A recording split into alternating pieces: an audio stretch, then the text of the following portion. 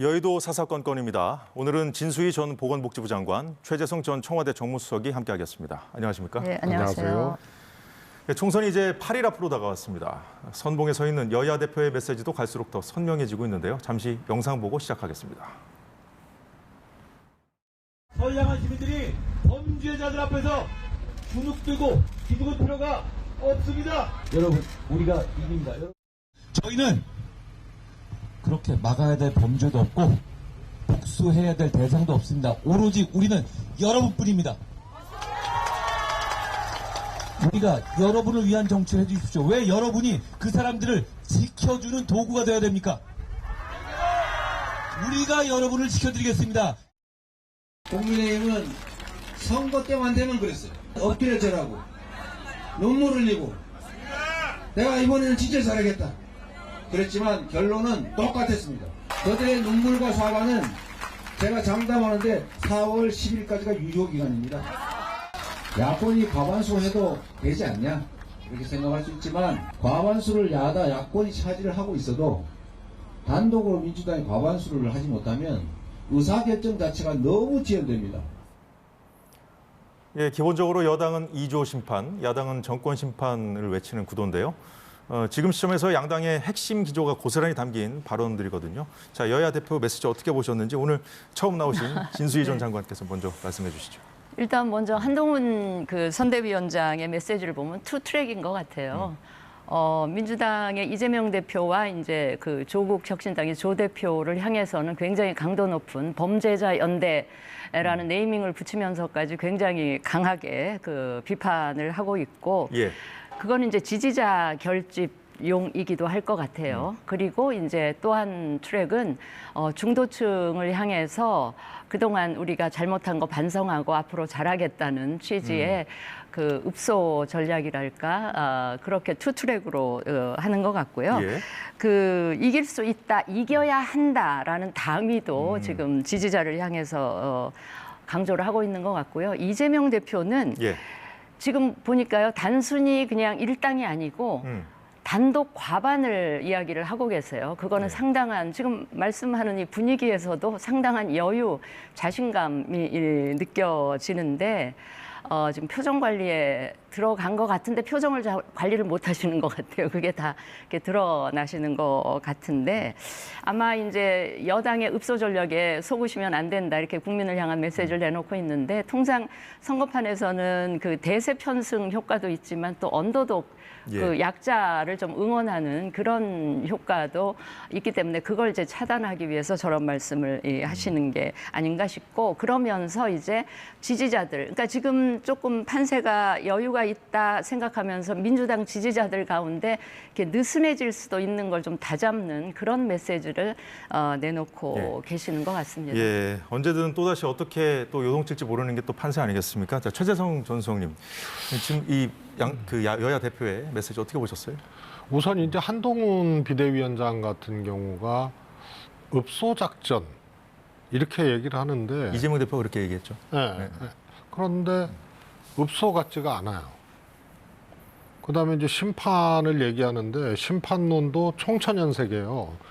2조 심판했었죠. 운동권 심판했었지. 야당 심판했었지. 그래서 순전히 이제 뭐랄까요. 전략적 측면에서만 보면 너무 이렇게 남발하고 있다. 그래서 심판은 저는 여당에서는 선거 치르면서 야당 심판 이런 거에서 성공할 수가 없어요.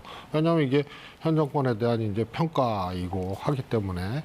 그래서 그런데 이제 심판을 썼는데 한 가지가 아니고 네 가지란 말이에요. 심판자는 안 썼지만 이제 종북까지 썼으니까. 그래서 이게 좀 일관되게 이렇게 하지 못하는 이유가 뭔지 이런 게 좀 납득이 안 가고요. 그다음에 야당의 메시지도 어느 선거 때보다 좀 선명하게 뭐 탄핵이라는 단어도 많이 나오고 하다 보니까 여당도 저런 측면이 있는 거 아니냐 뭐 이런 해석도 나오던데요. 아니 그렇지 않고요. 야당은 정권 심판을 일관되게 이제 얘기를 해왔고요. 그게 이제 이 정부에 대해서 국정 지지도에 대해서 잘하고 있지 못하더라고 하는 많은 국민들의 시선에 이제 이렇게 천착을 한 거거든요. 그리고 이제 탄핵이든 뭐 김건희 여사 문제든 뭐 이런 것들은 다 곁다리고요. 또 탄핵이라는 말을 또 명시적으로 쓴 적은 없고요. 아무튼 그 전략적으로 보면은 심판론을 왜 채택을 했는지 잘 이해가 안 가고, 했는데도 여러 갈래의 심판론을 이렇게 얘기하는 거는 조금 전략적 미스가 아닌가 이런 생각이 들고요. 그다음에 톤 앤 매너인데요. 저는 주관의 늪에 빠지면은 결국은 객관성을 상실하게 되거든요. 지금 국민의 주된 시선은 어디에 가 있냐면은 이 정권이 잘 못한다에 가 있잖아요. 그러면은 읍소를 하더라도 자기 얘기만 해야 되거든요. 그런데 범죄와의 전쟁 이런 거는 좀 많이 했던 얘기 아니에요. 한동훈 위원장이 많이 했고 그런 기조에서 야당을 상대해 왔어요. 법무부 장관 때도 그랬고. 그런데 그걸 다시 끄집어낸다고 한동훈 비대위원장 눈에는 그렇게 보일 수도 있어요. 근데 그게 저는 적어도 선거에서는 주관의 늪에 빠지면서 객관성을 상실한 게 뭐냐면, 지금 국민들에게 바짝 엎드리고 국민들에게 읍소하고 잘하겠습니다라고 해야 되려면 그런 것, 국민의 시선은 이 정부가 잘못하고 있다는 거 아니에요. 그래서 그런 것을 인정하고 읍소하고 숙이고 해야 되는데, 이런 점에서 톤과 매너가 좀 안 맞는. 뭐 그 부분에 대해서 뭐 진수희 전 장관께서는 뭐 투트랙 전략이라고 하셨던 것이고. 근데 제가 잠시만요. 제가 좀 이따 더 여쭤보겠습니다.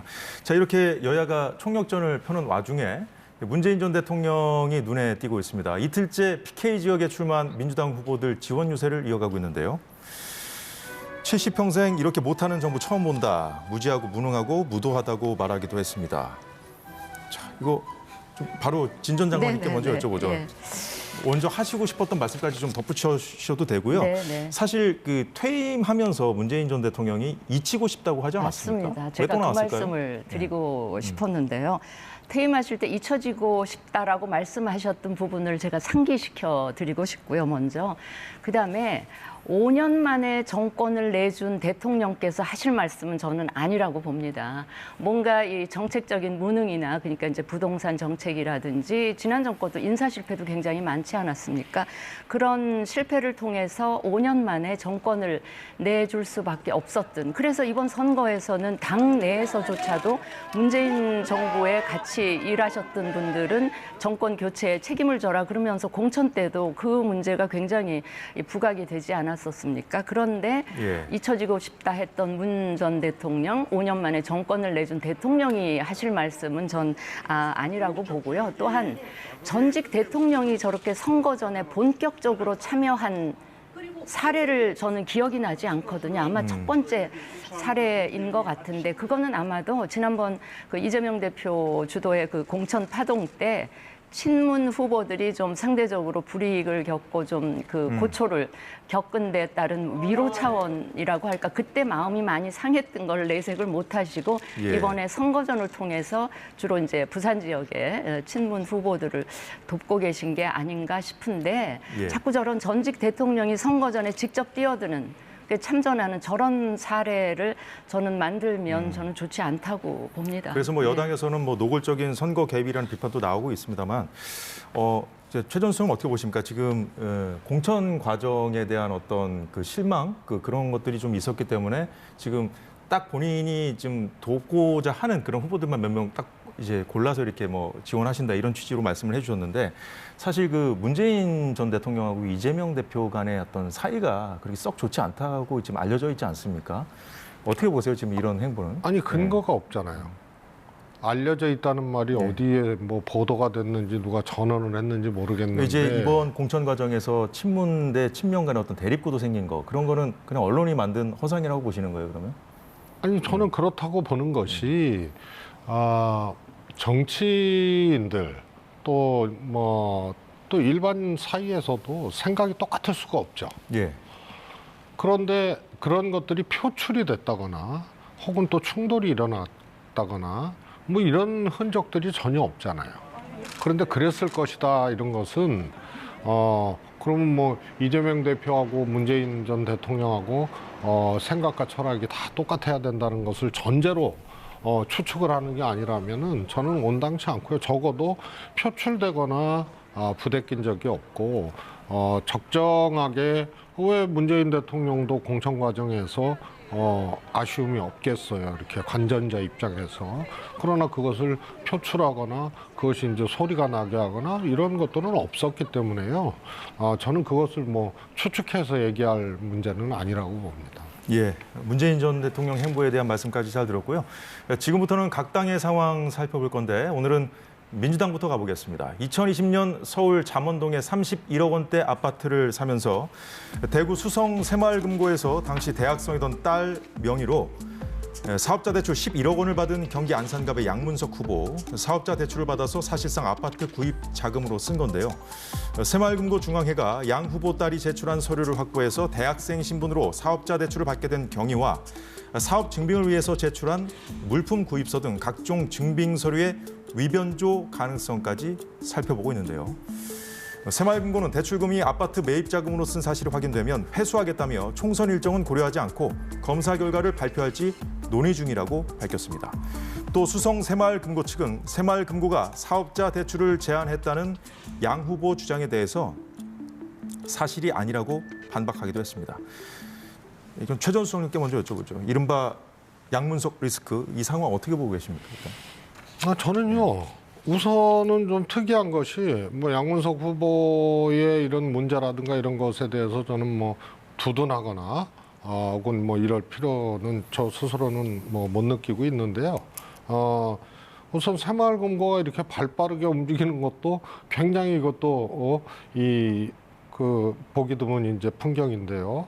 우선은 이건 법률적으로 이게 문제가 있는지는 따져보고 밝혀야 될 문제인 것 같고요. 네. 저는 뭐 양문석 후보가 비단 이 문제뿐만이 아니고 하여튼 정치적 태도, 행태, 그동안 행보 이런 것들이 굉장히 조금 문제가 있었다고 개인적으로 이제 느끼고 지적도 했는데요. 개제의 여야가 이게 또 이런 게 있어요. 국민의 눈높이나 이제 도덕적 기준에서 어긋나느냐 그런 게 이제 대체적으로 막말 이런 거죠. 그런 게 여야 공이 있거든요. 그래서 개제에 그냥 여야 후보들 한 두세 명씩 서로 동수로 이게 상대성이 있는 거 아니에요? 동수로 그냥 공천을 취소하든지 이랬으면 좋겠어요. 네? 알겠습니다. 공천까지 말씀해 주셨는데 진정 장관님 어떻게 보고 계세요? 오죽하면 취소석이 저렇게 표현을 하시겠습니까? 저는요. 지금 양문석 후보 건을 보면서 지난번에 조수진 후보 건이라든지 이게 결국은 비명횡사, 친명횡재의 민주당의 말도 안 되는 그 시스템 공천이 가져온 뭐 필연적인 사고 라고 보고요. 그러니까 양문석 후보 그 서류 심사 과정에 이런 거 다 제출했다는 거예요, 지금. 그걸 걸러내지 못한 거잖아요. 제출했는데도 안 걸렀다는 거는 친명 후보 봐주기라고밖에 해석될 수가 없지 않겠습니까? 그리고 통상 문제가 생기면 문제를 더 키우게 되는 이유 중에 하나가 해명을 잘못하게 되면 그 문제가 더 커지거든요. 근데 뭐라고 해명을 했습니까? 양 후보가 아니 우리 딸이 그거 대출받았다 그래서 그것 때문에 손해본 사람은 없지 않느냐. 저 말도 안 되는. 국민을 위한 정치를 하겠다고 국회의원 선거에 출마하신 분이 할 얘기는 도저히 아닌 거죠. 그래서 이거는 저는 민주당이 과거 같았으면 분명히 공천 취소를 했을 사안인데 이걸 계속 끌고 갈 모양이에요. 제가 보기에는 그게 아마도 이제 선거가 며칠 안 남은 데다가 그 지역에 다른 대안이 없고, 그러니까 과거 이제 얼마 전에 그 세종시의 경우에는 국민의힘 후보 말고 뭐 새로운 미래 후보가 있었기 때문에 그냥 부담 없이 그 공천을 취소한 것 같은데 이 경우는 그런 대안도 마땅치가 않으니까 그냥 그대로 끌고 가려는 것 같고요. 그게 이제 이 정권 심판론에 기대고 있는 게 아닌가 싶은 그 생각이 들고요. 예. 뭐 앞으로 얘기하실 김준혁 후보 건도 그렇고 그 공영훈 후보 건도요. 상당히 저는 도덕적으로 문제가 있다. 조금 아까 최 수석께서 뭐 법률적으로 아까 양문석 후보 건 말씀하시면서 법률적으로 뭐가 문제가 있었는지는 모르겠다. 그런데 이거는 선거는 정치의 영역에서 이루어지는 그 과정입니다. 그렇기 때문에 정치의 영역에서는 법률적으로 문제가 없다 그래서 끝나는 그런 게 아니라는 점을 제가 다시 한번 강조해서 법률적으로 말씀을 확실히 드립니다. 문제가 있는지 이제 그 조사 결과가 나오면 또 밝혀지겠죠. 그러니까 예. 법률적으로 문제가 예. 설사 없다 해도 이거는 국민 정서상 용납이 안 되는 그분이 그런 분이 항차 지금 국회의원 워낙에 선거에 그 나오겠다니까. 당시에 이제 대출도 다 막히고 있는 상황이었기 때문에 일반 서민들은 대출 아파트 사고 싶어도 대출 받아서 그러니까요. 살 수 없는 상황이었잖아요. 그래서 아니, 더 그런 것 같은데. 그러니까 예. 법적인 문제는 함부로 얘기할 수 없는 사안이니까. 근데 저는 진수희 장관님 의견에 제가 다른 견해를 갖고 있는 것이 아니고요. 결국은 법률적인 문제는 법률적으로 규명이 돼야 되는 문제고 그다음에 하나는 상대성이 있는 거예요. 그런데 지금 여야가 막말이라든가 혹은 과거 행적과 관련돼서 이런 후보들이 몇 명이 지금 나왔잖아요. 그래서 결국은 이제 도덕적 기준, 국민의 눈높이에서 지나치게 어긋난 후보들의 경우에는 이 상대성이 있기 때문에 스스로들이 이게 처리를 못해요. 그런 예. 의미로 이제 말씀을 알겠습니다. 드렸던 갈 길이 거고. 좀 바빠가지고 저희가 이렇게 예컨대. 양문석 후보 얘기 좀 더 제가 말씀을 드리고 제가 여쭤볼게요. 자, 지금 그 말씀하신 진 전 장관 말씀하신 그런 포인트를 잡아서 여당이 그 양 후보 지금 매일 비판하고 있거든요.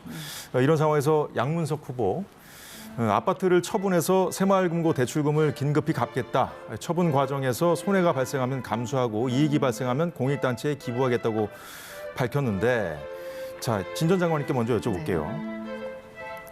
자, 이 뭐 이익금 뭐 발생하면 기부하겠다 이런 얘기를 했는데 대출 과정에서 만약에 잘못된 것이라면 이거를 뭐 어디 뭐 기부하는 것으로 끝날지 오늘 한동훈 위원장이 음주운전하고 차를 팔면 용서가 되냐 이렇게 비판하기도 했거든요. 그 국민께 물어보시면 그거 대출금 갖고 그 집 팔아서 대출금 갖고 뭐 이익이 남았다면 뭐 사회 환원한다.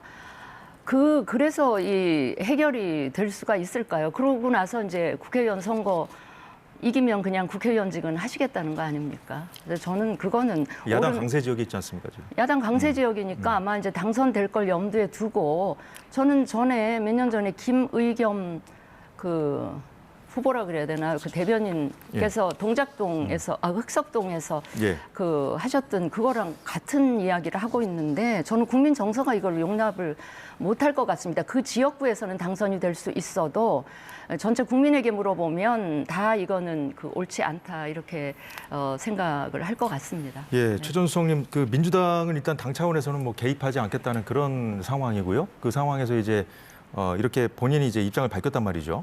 예. 이제 개입할 수가 없죠. 왜냐하면 개입한다는 얘기는 뭔가 입장을 정하고 이제 판단해야 되는 문제인데 이미 이거는 이제 후보 등록도 하고 이제 선거가 며칠 안 남았기 때문에 긁어부스럼 만들 수 있는 조치를 한다면 오히려 이제 그런 경우가 되겠고요. 이번 선거에서 이런 후보들의 문제라든가 이런 유사한 이 상황에 대해서 더 크게 강제하고 있는 게 있어요. 그래서 저는 좀 걱정이거든요. 서로가 서로를 탓할 수 없는 상황. 누가 누구를 뭐라 그럴 수 없는 상황이 양당에서 벌어지고 있고 그 위에는 민주당도 그러잖아요. 이런 문제가 있으면 뭐 조국 대표도 그러더만요. 그러면 김건희 여사는 그러면 윤석열 대통령은 그러면은 한동훈 비대위원장의 고발 사주는 이런 식으로 이제 막 간단 말이에요. 그래서 어느 정도 저는 뭐 22대 국회가 오히려 좀 걱정이 되는데 과거 국회보다 더 이제 퇴행적일 수밖에 없지 않나 이런 이제 걱정을 하고 있는데요. 이것도 민주당 후보의 문제만 보면은 또 그렇게 저거는 문제가 있네라고 이제 여겨지지만 또 국민의힘 후보 중에서도 예를 들어서 대전의 조모 후보라든가 이런 분들은 국민의힘이 공천 취소하고 처리할 수가 없잖아요. 그래서 누가 누구를 뭐라 그러기 어려울 정도로 이번 후보 공천이라든가 이런 과정에서의 문제점은 조금 말씀 잘 들었는데 저희가 심각하다. 민주당 후보 관련된 거 하나 더 준비했거든요. 그래서 일단 경기 수원정에 출마한 김준혁 후보입니다. 과거의 발언 계속 이렇게 추가로 드러나면서 민주당의 악재가 되고 있는 게 사실입니다. 여러 가지가 있는데 일단 두 가지만 들어보죠. 6개월마다 정신 감정을 해서 아주 정확한 정신 감정을 해서 정신적으로 문제가 있으면 대통령직을 그만두게 하는 법을 좀 만들어야 되지 않나. 예정에도 없던 군사훈련들이 막 계속해서 일어나고 엄청난 무기를 국내에서 사용을 하는 거예요. 그러면 지금 뭐 방산업체가 어마어마하게 무기를 생산해야 되는 건데, 예. 그러면 그와 관련된 리베이트 부분이 있지 않을까. 예, 김 후보의 막말 논란 이뿐만이 아닙니다. 박정희 전 대통령이 대통령에 당선된 뒤에도 최태민 목사와 파트너였고 술과 마약도 함께 했다고 주장했고요. 2022년 8월에는 김환란 이화여대 초대 총장이 이 대학생들을 미군 장교에게 성상납시켰다고 주장했습니다. 김 후보, 박 전 대통령과 최 목사가 궁정동 안가로 여성들을 불러서 유흥을 즐기는 모임에 함께 속해 있었다는 뜻이라며 역사학자로서 과거 증언과 기록을 바탕으로 이야기한 것이라고 했고요. 김환란 총장 관련 발언에 대해서도 랑랑클럽과 관련된 자료를 근거로 말한 거라고 해명했습니다. 자, 이 부분 진수희 전 장관께 먼저 여쭤보죠. 지금 저는 사실 국민의힘이 네. 지금 파상 공세를 펼치고 있어요. 그런데 이제 당사자들의 반응이 지금 나오고 있거든요. 네. 박정희 전 대통령 유족 그래서 사자 명예훼손 혐의로 고소했고요. 오늘 그 이화여대에서도 이 법적 대응하겠다, 후보 사퇴하라 이런 요구가 나왔습니다. 그러니까 당장 제가 박정희 대통령 유가족이라고 해도 또 이화여대 출신이라고 해도 가만히 있기 힘든 수준의 진짜 그 말을 쏟아내놓고 있는데 처음에 김준혁 후보 경선할 때 제가 그때 들은 거는 이제 역사학자로서 무슨 이재명 대표를 정조에 비유한다든지 산소 문제 이런 거 언급하는 걸 들었는데 그때 그 언급만 갖고도 제가 아니 역사학자나 대학 교수 맞아 뭐 이런 생각을 했었는데 어제 오늘 발표된 저 이야기를 들으니까 이거는 저분은 자질에 심각한 문제가 있는 것으로 보여져서 저 김준혁 후보도 민주당이 계속 선거 끝까지 안고 가려는지 그게 굉장히 궁금하고요.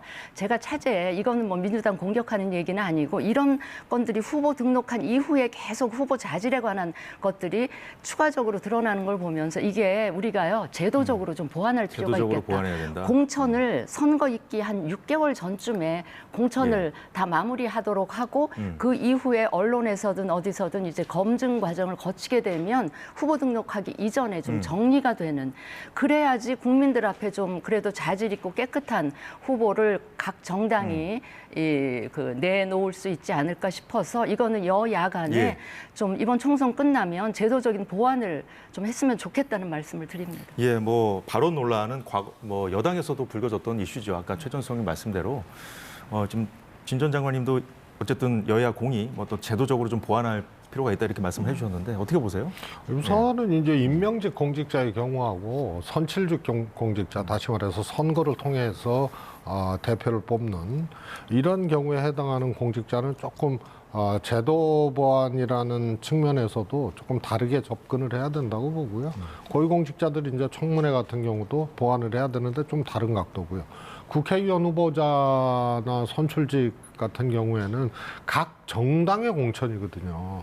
그리고 그 공천을 잘못하면 국민들이나 그 지역 구민들이 예를 들어서 이제 판단을 한다는 선택을 할 것인지 말 것인지 결정한다는 이런 이제 전제가 있기 때문에 이것을 다른 검증 시스템으로 한다는 게 제가 보기에는 좋은 접근법이냐 이런 것은 조금 저는 좀 견해를 달리하고요.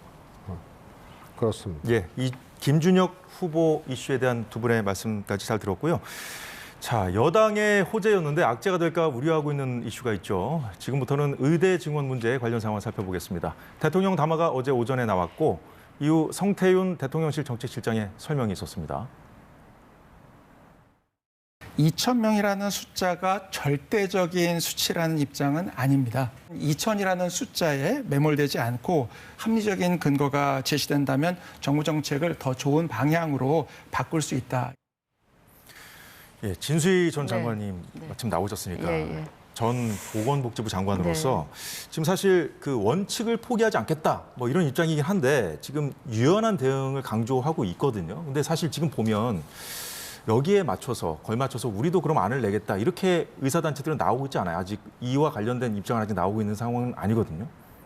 그러니까 네. 그게 어제 대통령의 이제 그 의사협회 쪽에서 어제 대통령 담화 내용을 보면서 이제 예. 받은 인상이 그 50분 그 담화 내용의 상당 부분을 왜 이거를 추진하려고 하는지에 대한 이야기를 길게 하셨고 예, 이제 예. 마지막에 그렇다고 2,000명이라는 숫자를 고집하는 건 아니다라는 식을 이제 덧붙여 놨기 때문에 의사협회 입장에서는 아 대통령이 아직도 그냥 2,000명을 고집하려 하는구나 이렇게 받아 담화의 구성이 좀 그런 네, 흐름이었다는 드렸던 말씀이시죠? 것 같아요. 근데 이제 그런데 그 네. 의료 개혁 이거는 뭐 당연히 해야 된다고 의료 생각을 하시는 개혁은 거죠? 해야 된다는 거에는 예. 저는 저도 동의를 합니다. 의사협회에서 애초에 출산 수준도 낮고 앞으로 인구가 줄어들 텐데 의사를 뭐 늘리냐 저는 그거에 대해서는 동의를 안 합니다. 왜냐하면 우리가 지금 출산 수준이 이렇게 낮다 그래서 계속 거기에 적응을 하면 안 되고요.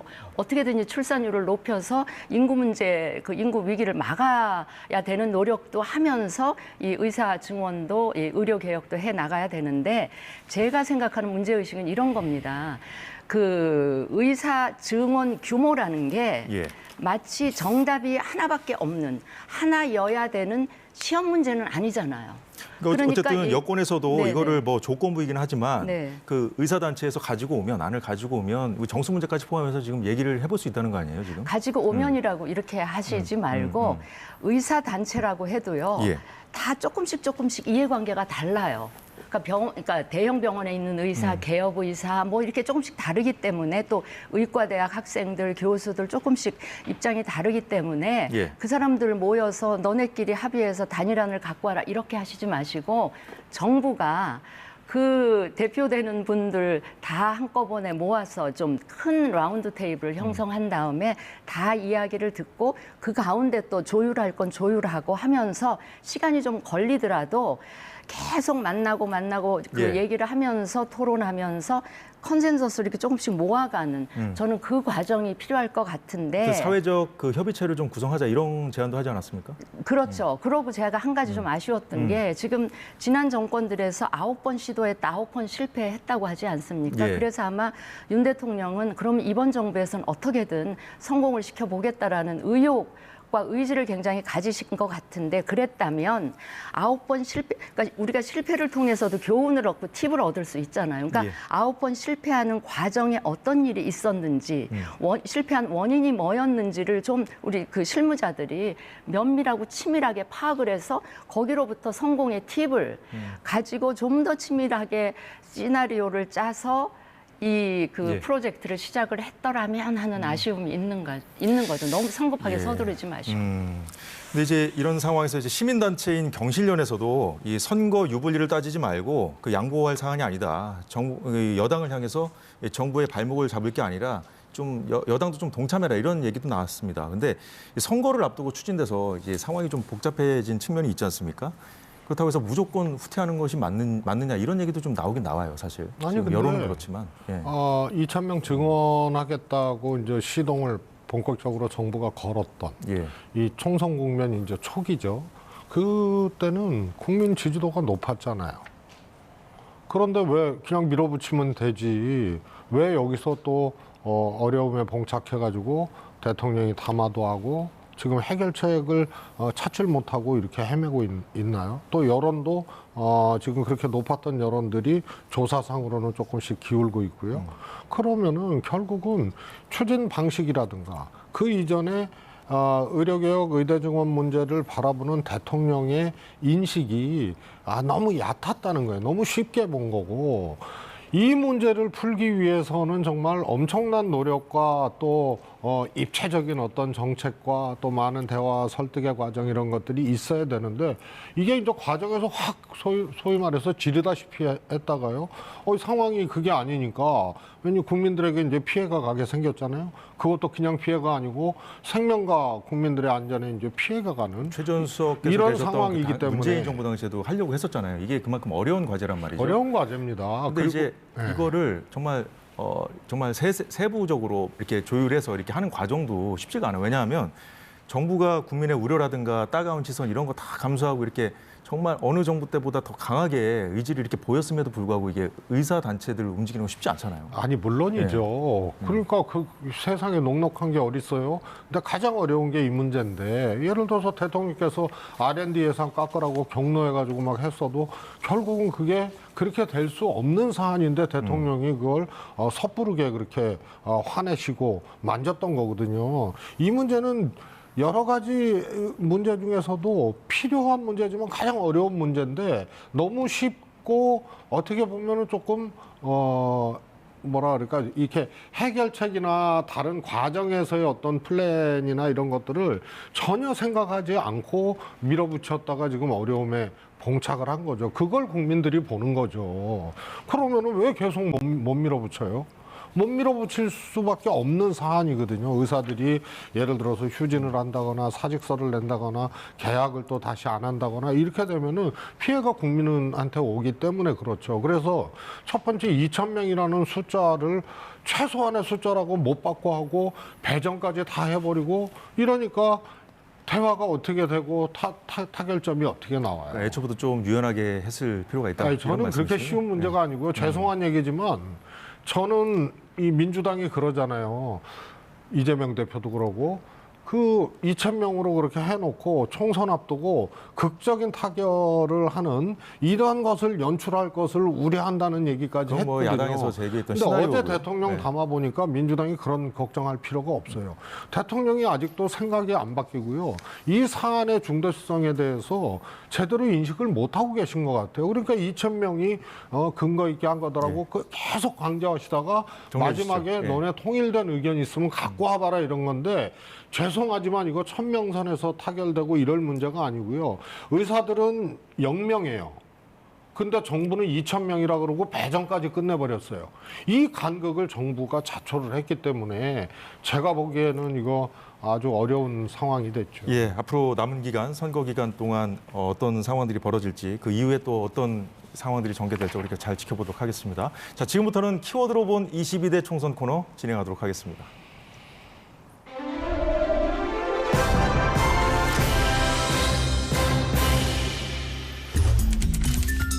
예, 오늘 키워드는 국회 세종 이전인데요.